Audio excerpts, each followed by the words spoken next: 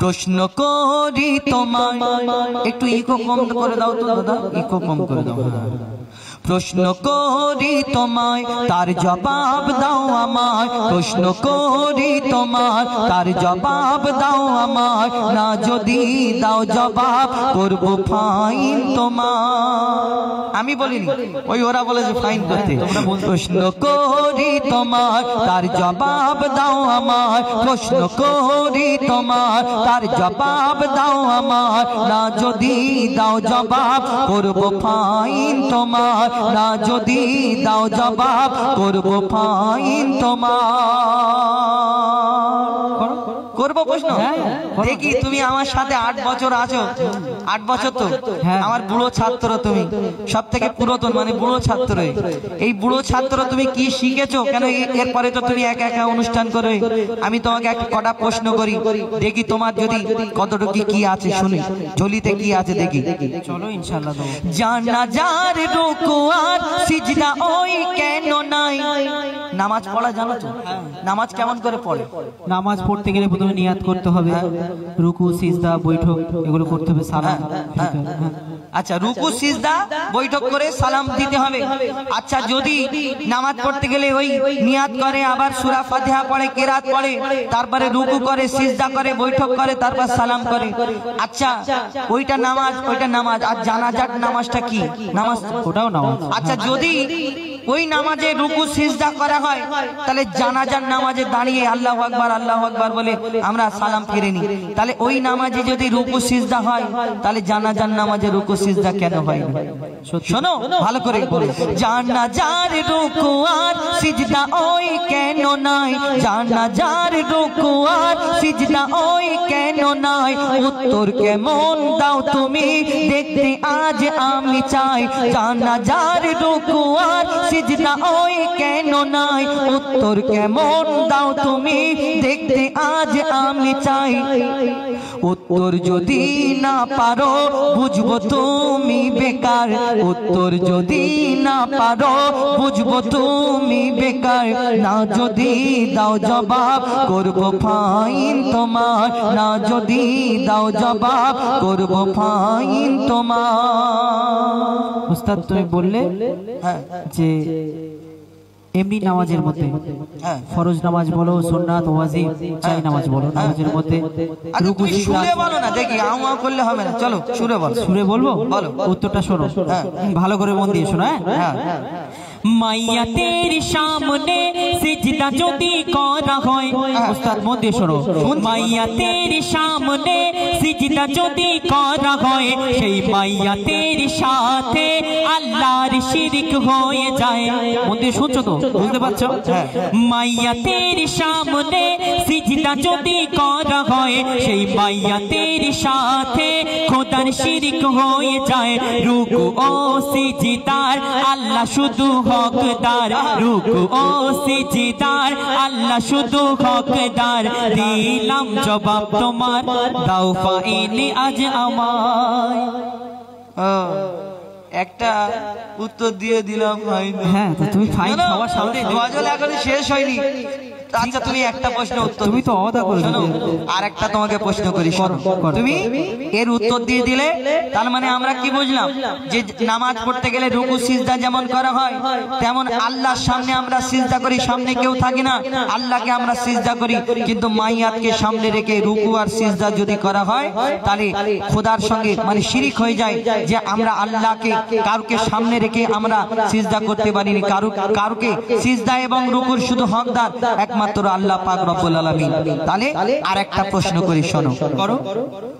দুম্বা ছাগল উট গরু ধর্মে হালাল জানি, খাও তো? হ্যাঁ, দুম্বা ছাগল উট গরু সব যদি হালাল হয়, এই শুয়োর কেন হারাম?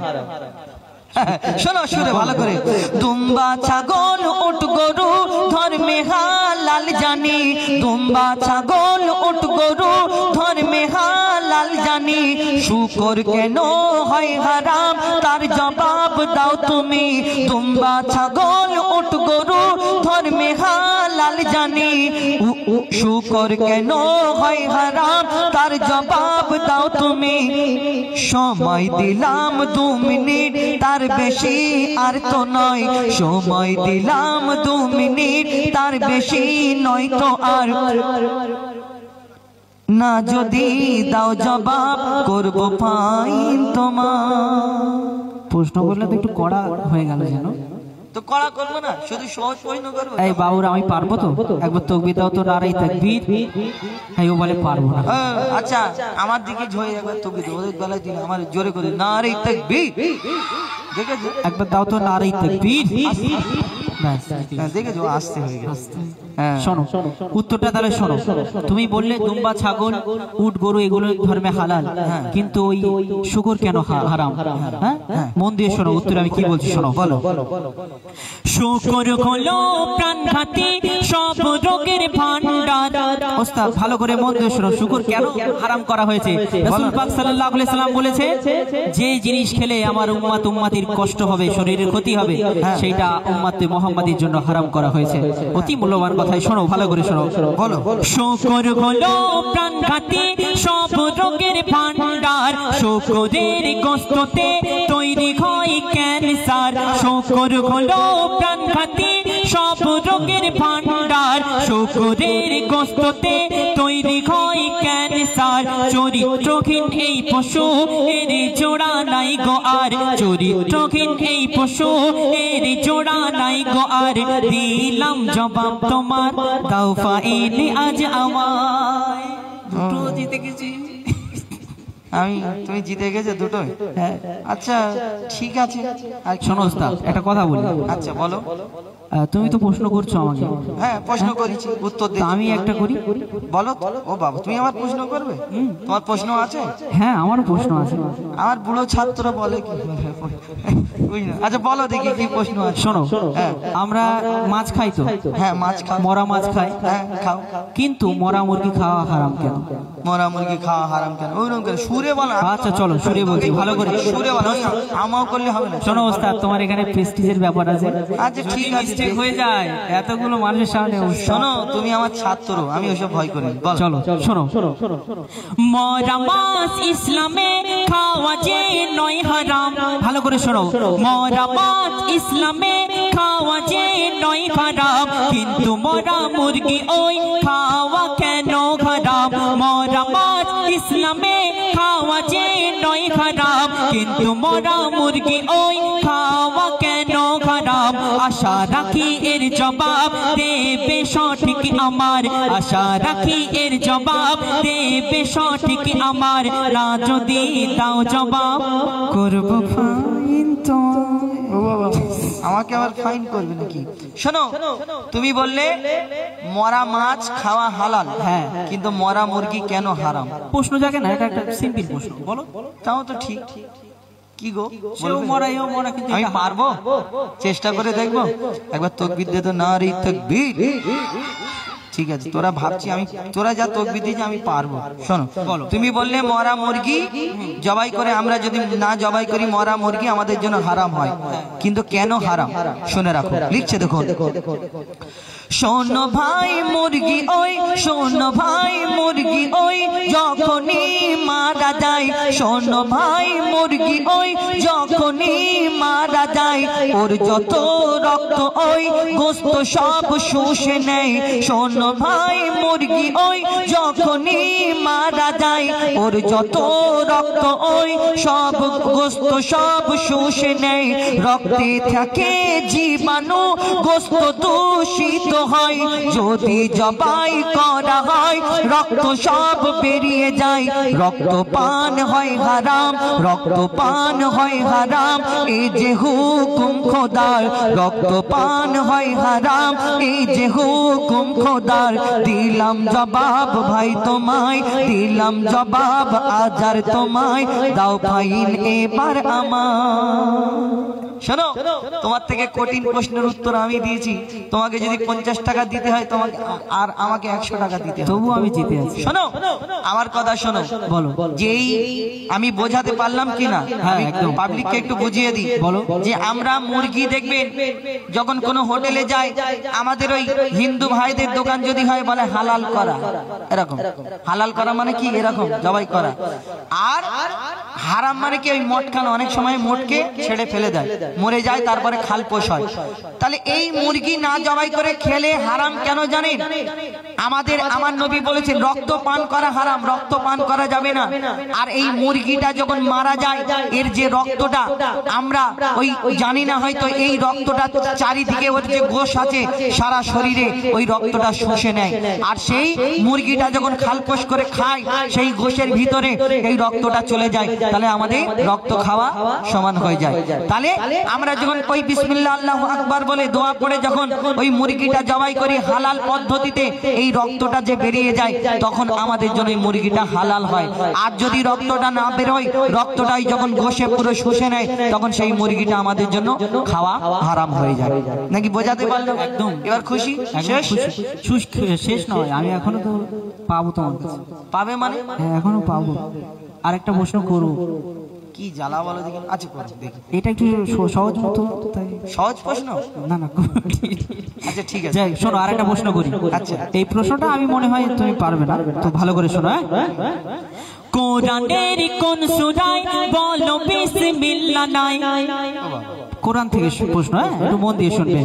কোরআনের কোন সূরায় বলো বিসমিল্লাহ নাই? কেমন তুমি বাহাদুর, তার প্রমাণ দেখতে চাই। আমি তোমাকে বলেছি আমি বাহাদুর? তা না, আমি হোজাইফা, আমার নাম বাহাদুর না। বাহাদুর নয়, বাহাদুর বলেছি আমি বাহাদুর। বাহাদুর মানে মহান। হ্যাঁ, তুমি বুড়ো ক্রিটিক্যাল লোক, বুঝতে পেরেছি। নাও বলো। শোনো, কোরআনের কোন সূরায় বলো বিসমিল্লাহ নাই? কেমন তুমি বাহাদুর, তার প্রমাণ দেখতে চায়। মনে হয় এর জবাব নাই কাছে গো তোমার, মনে হয় এর জবাব নাই কাছে গো তোমার। না যদি দাও জবাব করব ফাইন তোমার। হুজুর কি গো একটু বলে দাও। হুজুর হাসছে, বলো না। এই বলে দিয়েছে হুজুর, বলে চলো হুজুর বলে দিয়েছে, আমি এবারে পেরে যাবো। শোনো বলো। তাহলে মন দিয়ে শুনে নাও ছোট ভাই, তাহলে মন দিয়ে শুনে নাও ছোট ভাই। কোরআনের সূরা তওবাতে বিসমিল্লাহ দেখো নাই। শোনো তাহলে মন দিয়ে শুনে নাও ছোট ভাই, কোরআনের সূরা তওবাতে বিসমিল্লাহ নাই। এবার তুমি হার স্বীকার করো সামনে সবার, এবার তুমি হার স্বীকার করো সামনে সবার। দিলাম জবাব ছোট ভাই, দাও ফাইন এখন আমার। ভুল হয়ে গেছে সত্যি, আর প্রশ্ন করবো না। আর হবে না তো? না, আর প্রশ্ন করবো না। জীবনে যদি এর পরে কোনোদিন আমার সাথে লেগেছো, পিঠের চামড়া তুলবো। ঠিক আছে, যাই হোক, এই গজল থেকে আপনাদের কিছু শিক্ষা, এর থেকে কিছু বুঝতে পারলেন, আশা করি বোঝাতে পারলাম। প্রশ্ন উত্তরের গজল, কিন্তু এই প্রশ্ন উত্তরের মধ্যে অনেক লজিক রয়েছে। কিন্তু কেন আমরা অনেক সময় বলি হারাম, কিন্তু হারামটা কেন, এই বিষয়টা আমরা চাই আপনাদের সঙ্গে তুলে ধরার। এবং যত ইউটিউবার ভাই আছে, আমি রিকোয়েস্ট করবো এই গজলটা যারা ছাড়বেন, আমি এই গজলটা বলছি, এই কথাটা এই যে শেষেতে আমি যেটা বলছি, এই গজলটা যিনি লিখেছেন কবি বনি আমিন সাহেব, এনার নামটা উল্লেখ করবেন। এই কথাটা মিডিলে হয় যখন হোক উল্লেখ করবেন। এই গজল যিনি লিখেছেন কবি বনি আমিন সাহেব। এরপরে যদি বাড়াতে যায় অনেক লম্বা হয়ে যাবে কবির নাম। তো এই নামটা কেন, তাহলে কবি সাহেব হয়তো আমাদের খারাপ ভাববে, তাই না? ভাববে যে হয়তো আমার নাম উল্লেখ করিনি। যিনি লেখেন সে তো বিনা স্বার্থে লেখে, আর এই গজলটা যিনি লিখেছেন আমাদের দিয়েছেন এই প্রচার করার জন্য। কিন্তু আমরা অনুষ্ঠান করছি, কবি ঘরে বসে আছে, তো ওনারও মন চাই যে আমারও একটু নামটা প্রচার হোক। তো আমাদের কবি বনি আমিন সাহেবের লেখা এই কথাটা আপনারা তুলে ধরবেন।